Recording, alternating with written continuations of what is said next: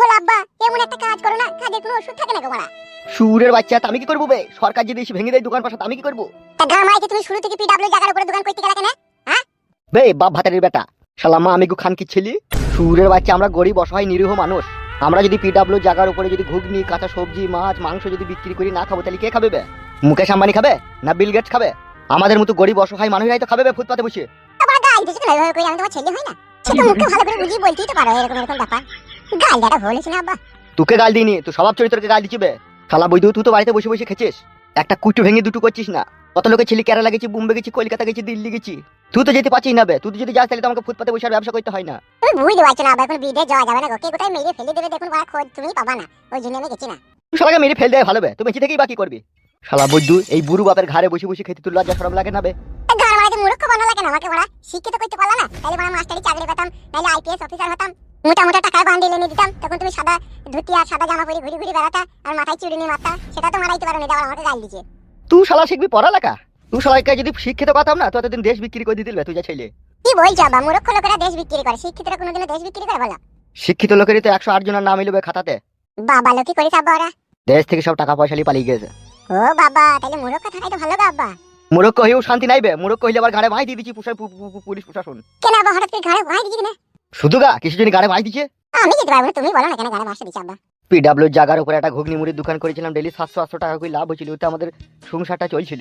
কোথায় থেকে এসে মারা বুলডোজার চালিয়ে দিল, ঘুগনি তার মুড়িতে পাইল করে দিল, মারা খেয়ে সব ব্যবসা বাণিজ্য গাড়ি ঢুকে গেল। এবার মারা খাবো কি মারা? আর তুই যা ছেলে, তোর কাছ থেকে তো আশা করা যায় না যে তুই বাপকে দু মুঠো ভাত দিবি। বালমুখু চুদা, তোকে মানুষ করাই অন্যায় হয়েছে, ভুল হয়েছে। আমার দই দিছো কেন গো আব্বা মারা? তুমি তো ঘর মারাইতে রাত্রে বললা এই ভোটটা ওইখানে মারবি, হ্যাঁ আমি বললাম না, তুমি মারো, আমি মারবো না, তা তুমি তো মেরেছো, তোমার ঘুগনি উল্টাবে না তো আমার উল্টাবে? আরে শালায়, তো আমার মনে ছিল না যে আমি ভোট দিয়েছি ওকে। তাহলে ঘর মারাইতে নিজে অন্যায় করে নিজে ভুল করে আবার আমার উপরে দই দিছো তুমি। তুমি ভোট দিলা কিসে লেগেলো? বুঝতে পারিনি রে বাপ, এইভাবে কাঠে গজালে লাগিয়ে দিবে। এখন তো কাটে গজালে লাগিয়েছে গো আব্বা, ইয়ার পরে দেখবা পুরা মোবাইলে ডুবাবে রোদে শুকিয়ে দেবে দেখবা। কি রে মারা, তাই নাকি? হ্যাঁ গো আব্বা, মরার উপরে খাড়া। ই তো বড় মহা যন্ত্রণায় পড়লাম রে। যদি যন্ত্রণা তো সবে শুরু গো লালটু কাকা। কে? আমি গো কাকা ফালতু। বস বস বস, এই দুদিন আসিস নি কেন? এই দুদিন মন মেজাজ খারাপ বলে আসেনি কাকা। কেন, কি হলো কি? আব্বাকে পরশুদিনকে রাতে পুলিশে ধরে যায়নি, সেই জন্যই তো মন মেজাজ খারাপ, সেই জন্যই আসেনি গো। এটা কেন তোর বাবাকে হঠাৎ করে পুলিশে ধরে গেল কেন? সে আগে আমার বাবা একটা বিয়ে করেছিল না একটা মেয়েকে, সে তো ভাত খায়নি, দুদিন ছিল দিয়ে পালিয়ে গেছে, সেই মেয়েটার লেগে মার্ডার কেস দিয়ে দিয়েছে আমার বাবাকে, সেই জন্য পুলিশে ধরে গেল। তোর বাবা তো মার্ডার করেনি, সে তো ভাত খায়নি বলে সে মেয়েটা পালিয়ে গেছে, কেন আবার মার্ডার কেস দিয়ে আসা তো কোনো সাথে নাই তো। তাই তো পুলিশ এসে বলছে যে তোর বাবা মার্ডার করেছে, তোর বাবাকে ওই জন্য তুলে লেগেছে। কি বড় কাকা বাবুকে সত্যি করে পুলিশে ধরে গেছে? হ্যাঁ রে বন্ধু ফুটু, তোর বাবা তো মার্ডার করেনি বে, তা হঠাৎ করে ধরে গেল কেন? তা বলতে পারবো না কেন ধরে গেল, আমি যতদূর জানি আমার বাবা আজ অব্দি একটা মুরগিকেও মারেনি, তাহলে আমার বাবাকে কেন মার্ডার কেস দিল ওরাই জানে। এসব লোক আছে গো পেছনে, বুঝলা বাবা, সব খুঁচিয়েছে মনে হয়। তাই তো রে মারা, এই তো মহা যন্ত্রণার কথা শোনাইছি। বুঝতে পারছো না বাবা, এখন বড় সব ক্ষমতায় এসে যার যা মন সেটাই করে লিছে, বুঝলা? এখন 20-50 হাজার খাবে হয়তো। এইভাবে মারা যদি একটা নিরীহ মানুষের উপর যদি মার্ডার কেস লাগিয়ে দিয়ে যদি 60-70 হাজার গেলি লাই, তাহলে তো মারা বাঁচাবাঁচি দূর ভরসা হয়ে যাবে তোরে মারা। আজকাল তো তাই হচ্ছে গো কাকা, কথাতেই তো আছে যার জোর তার মুলুক, এখন ওদের জোর ওরা এখন যা ভালো বুঝছি তাই করছে। কালকে থানায় গিয়েছিলাম, বড় বাবুকে বললাম যে এরকম এরকম ব্যাপার, আমার বাবা তো মার্ডার কেসের আসামি লয়, আমার বাবা তো মার্ডার করেওনি, আমার বাবা একটা মেয়েকে বিয়ে করেছিল, সে মেয়েটা ভাত খায়নি, সে চলে গেছে, তাহলে আমার বাবাকে মার্ডারের কেসের আসামি করাটা আপনাদের অন্যায় হয়েছে না, ভুল হয়েছে না? যে আমার কথাটা শুনে বড় বাবু আবার বুঝে পালাবে এবং মারানি ভাই কান থেকে নাহলে পেটে খুঁচিয়ে দেবো লাঠি করে। আর কি করবো কাকা, আমি বাড়ি চলে এলাম। আমাদের গ্রামের মেম্বার সাহেবকে বললাম, সে এখন বলছে এখন চুপ থাক, এখন চুপ থাক, এখন ওসব কথা আলোচনা করি না, এখন চুপ থাক, সে পরে দেখা যাবে, এখন থাক না, অসুবিধা কি আছে তাই বলছি। তাহলে বললো এখন আর কি করবো, এখন সবাই সাত ছেড়ে দিয়েছে, এখন চুপচাপ ঘরে বসে আছে আর কাঁদছি। বাবারও তো মারা ঘুমিয়ে দোকান ফোকান সব ভেঙে দিয়েছে কাকা আপনার দোকানটা। হ্যাঁ বাপ, ভেঙে দিয়েছে, তার কি করবো বাপ, এখন তো আর কিছু করার নাই বলো। এখন সরকারি জায়গার উপরে বসে ডেলি 1000-1500 টাকা ইনকাম করে খেয়েছিলাম, সেটা আর হলো না, খাওয়া দাওয়া বন্ধ হয়ে গেল। কাল থেকে তো ঘরে চাইলে নাই, আবার এই মাসে রেশনও পাইনি, এখন কি করবো সেই চিন্তাতে এখন বাড়িতে বসে আছি। আমি যতদূর জানি যে হাঁস মুরগি পশু পাখির রোগ আসে, আর পশু পাখির যখন রোগ আসে সব মরে যায়, তখন সেই মরা পশু পাখিগুলো মানুষ লিগে বুনে জঙ্গলে ফেলে দেয়। কিন্তু রাজনীতি যখন পরিবর্তন হয় তখন মানুষেরও একটা রোগ আসে, এই যেরকম আজকে আমাদের রোগ এসে, যেই রোগ আমাদের শরীরে এখন এসে তা একমাত্র সরকার ট্রিটমেন্ট করতে পারে, সেই সরকারই যখন ট্রিটমেন্ট করা বন্ধ করে দেয় তখন আমাদের আর কোনো মূল্য থাকে না বাপ। ভগবানকে ডাকো কাকা, সব ঠিক হয়ে যাবে, ভগবানই একমাত্র আমাদের সবকিছু ঠিক করার জন্য বসে আছে। হ্যাঁ বাপ, তা তো ভগবান ঠিক করবেই, ভগবান তো সব সময় গরিব অসহায় নিরীহ মানুষের উপরে জুলুমটাই তো সে তাকিয়ে তাকিয়ে দেখতে পারে।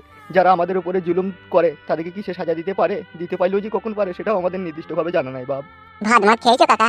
তুতা পাবো বাপ ভাত, আজ 5 দিন ইনকাম বন্ধ, এক ঘড়া কলসিতে জল ছিল তাই 2 গ্লাস করে 2 বাপ বেটাই 4 গ্লাস খেয়ে বসে বসে এই কথা বলছি। যে আমাদের উপরে এত অত্যাচার ভগবান নীরবে কিভাবে তাকিয়ে তাকিয়ে দেখে সহ্য করছে। বুঝতে পেরেছো কাকা, আমাদের উপরে যে অন্যায় যে অত্যাচার যে জুলুম হচ্ছে না, ভগবান ঠিকই একদিন ইয়ার সাজা দেবে। আর যেই দিনকে সাজা দেবে না, সেদিনকে জালিম অত্যাচার পাপীদের কোনো অস্তিত্ব থাকবে না দুনিয়াতে, তোমাকে বলে রাখলাম। তোর কথাই যেন সত্যি হয় রে বাপ ফালতু। এ ফালতু চোরে, একটু চামা খেয়ে আসি। তাহলে বসো কাকা, হ্যাঁ একটু চামা খেয়ে আসি, দোকান থেকে ঘুরে আসি। বেশ যা, সাবধানে যাওয়া আসা করবি। হ্যাঁ বেশ বেশ ঠিক আছে।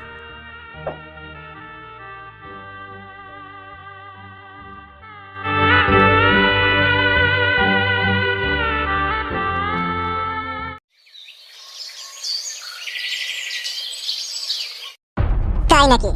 হ্যাঁ রে ভাই, বেলে বেলে চাটা খেলে অত চিন্তা করি না। জীবনে যত চিন্তা তত ভাবনা, যত ভাবনা তত দুশ্চিন্তা। চাটা খাতো, তারপর প্ল্যান করছি, চাটা খা।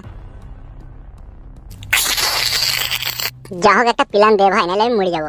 তুই তো সবই বুঝতে পারছিস, বাবাই একমাত্র আমাদের ইনকামের পথ ছিল। বাবাই যদি জেলে থাকে তাহলে খাবো কি বড়? এবার আমরা বল, আমি যা বলবো তাই করতে পারবি তো?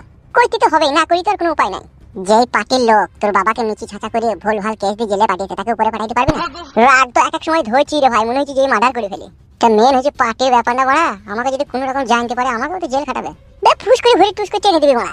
ওগো ছেলেরা, চা খেতে এসো, চা খেয়েই চলে যাও বাবা। ফালতু পার্টির কথা দোকানে আলোচনা করো না। এখন এক কান থেকে দুকান, দুকান থেকে তিন কান, লাস্টে বেলা আমার দোকানটাই সব লাস্টে ভাঙচুর হয়ে যাবে বাবা। পার্টির কথা আলোচনা করো না বাবা, চা খেয়ে এসো, বলে চলে যাও। ওই বনে জঙ্গলে গিয়ে পার্টির কথা আলোচনা করো বাবা। রাগমাগ করো না বাবা, ভালো কথাই বলছি। চারিদিকে যা এখন মানুষ দেয়ালে কান পেতে আসে, কে কখন কোন কেসে কাকে ফাঁসিয়ে দেবে বোঝা মুশকিল বাপ। পার্টির কথা আলোচনা করো না বাপ। তোমারও তো হয় কিসের গো? তুমি ব্যবসা দাল্লাল, তুমি ব্যবসা করছিস, তোমাকে আবার কে কি বলবে? এ বেশি গান মারাই না তো, চাটা খেয়েছিস ভাড়া ঘুরে দোকান থেকে বেলা। কিন্তু তোমার বড় তো অত রাগ হচ্ছে কেন বড়া? আমরা আলোচনা করছি তা কথা। বাল কবাইলি চুদা, তোরা তো 3 দিনকার বালবে। তোরা রাজনীতি সম্বন্ধে কি বুঝিবে? এর কথা আলোচনা মারাছিস? ও কাকা, তা দোকানে চা খেতে খেতে এই কথা আমরা আলোচনা করছি, তো তোমার কিছু কো বড়া? বে দোকানে কোনো রাজনীতির কথা আলোচনা হবে না বে, চা খেয়েছিস ভাড়া ঘুরে পয়সা দিয়ে দিয়ে। বুকা চুদা, আমি 34 বছর পার্টি করেছি বে, আজ অবধি পার্টির 10 পয়সা আমি খাই নিবে। শুধু গরিব নিরীহ মানুষের উপকারী করে এইছিবে, তার বিনিময়ে কি পেয়েছি জানিস? আমি 34 বছর আমাকে 26 বার জেলে ভরিছে বে। মিচি করে বড়া, কেউ ভালো কাজ করলে আবার কাউকে জেলে ভরে নাকি পুলিশে? তোমার গাল ফাঁকা মিচি কথা বলছো। এই শালা রাজনীতি সম্বন্ধে কিছুই বুঝে না গো এ শালা। ও কাকা বড়া, শালা বলি গাল দেব না বড়া। এ ফুটে বন্ধু, হয়তো পারেলো না হবার কিছুই নাই। আমার বাবা তো বড়া কিছুই করেনি, আমার বাবাকে তো মার্ডার কেসের আসামি বানিয়ে দিল। বালমুখকে বুঝা, আরে আমার রাজনীতি ওয়ালা রে, ফুসকুড়ি ভরে ফুসকুড়ি টেনে দেবে। পুলিশ চুল কটাকে একটা একটা করে টেনে তুলে নেবে, আবার সিদ্ধ গরম ডিম ভরে দেবে। এমন এমন আইপিএস অফিসার আছে, চিনো না তো? দোষ না করলেও দিবে। এই শালা দেশের আইন কানুন সম্বন্ধে কিছুই বুঝে না রে। তোরা তো দুজনেই পার্টির কথা আলোচনা করছিস, তোরা দোষ করছিস, কিন্তু আমি তো নিরীহ, আমি তো কোনো দোষ করিনি, আমি তো দোকানে বসে আছি।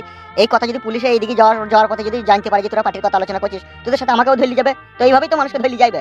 বাবালো, ওই জন্য বলছি বাপ শোনা, আমার চামা খেলি যা, পার্টির কথা আলোচনা ওই বাঁশতলা দিয়ে আঁশতলা দিকে কর যা।